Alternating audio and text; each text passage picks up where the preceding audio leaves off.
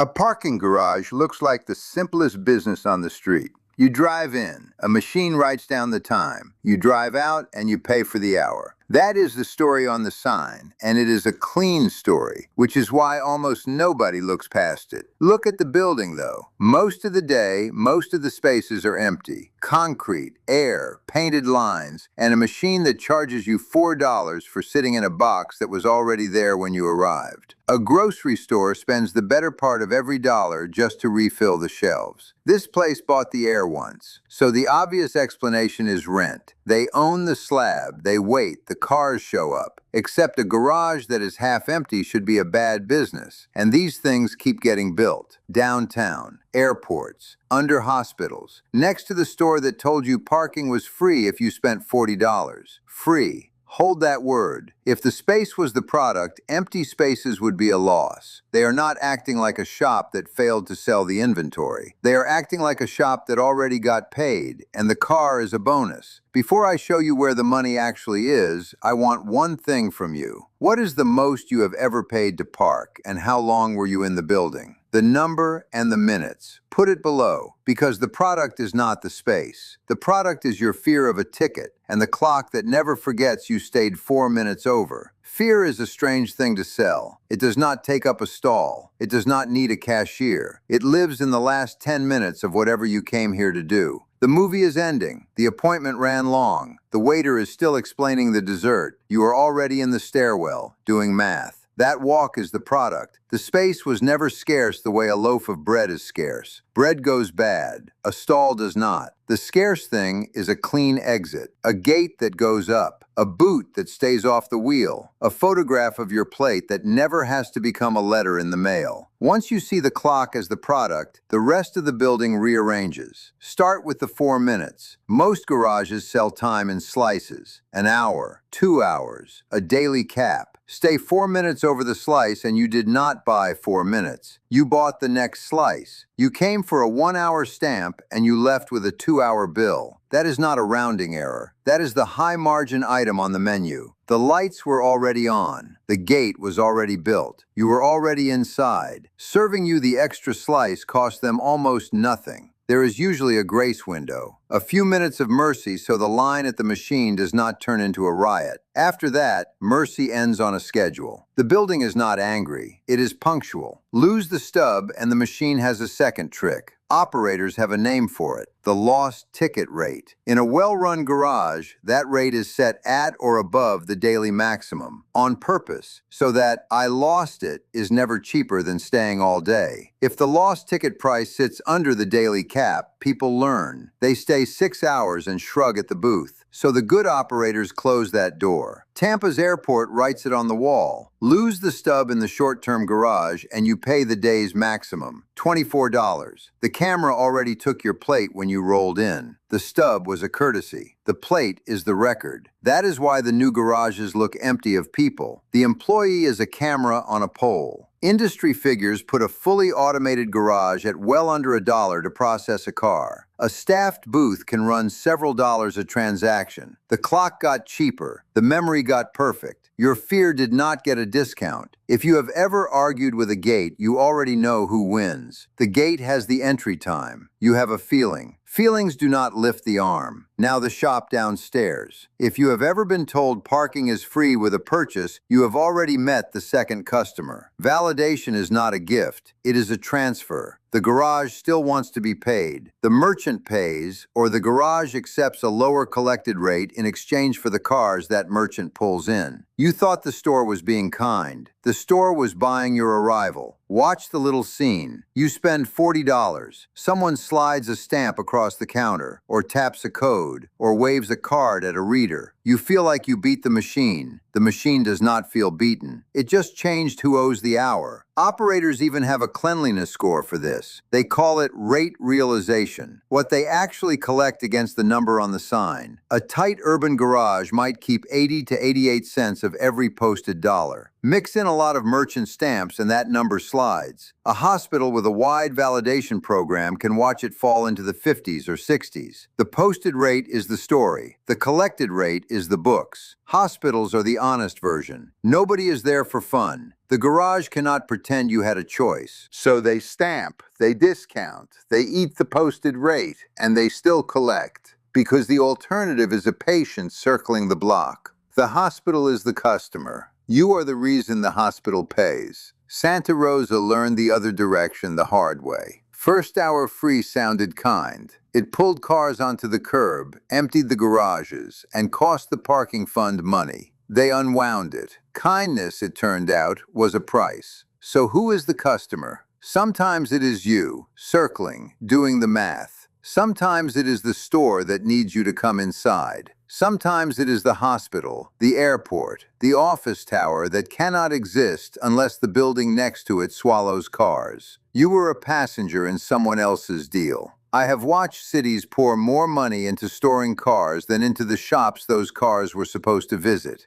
The garage is not a courtesy next to the destination. In a lot of blocks, the garage is why the destination was allowed to be built. The city wanted the restaurant. The restaurant needed the stall. The stall needed a clock. You paid the clock, or the restaurant did, or both of you did, and called it lunch. If this is making the last garage you used look different, tell me which one. The airport, the hospital, the movie, the meter on the street. I read them. Which brings us back to the empty air. A new structured garage in America, median, runs about $31,400 a space to pour. That is 2025 construction, before land, before architects, before the city takes its cut. Go underground and the number can double or triple. They buy the air once. After that, every extra car is almost pure margin, and every empty stall is not a rotting tomato. It is a seat they already paid for, waiting for Friday night, or a Tuesday at the hospital, or a plane that landed late. A grocer who guesses wrong on milk throws the milk away. A garage that guesses wrong on Tuesday morning still has the stall on Tuesday night. That is the whole difference. Time is the inventory. Concrete is just the shelf. That is why a garage can look half dead at 10 in the morning and still be a good business. Operators will tell you a downtown deck can hit the mid-80s or low 90s at the peak and still average something like 65% across the whole day, nights and empty mornings included.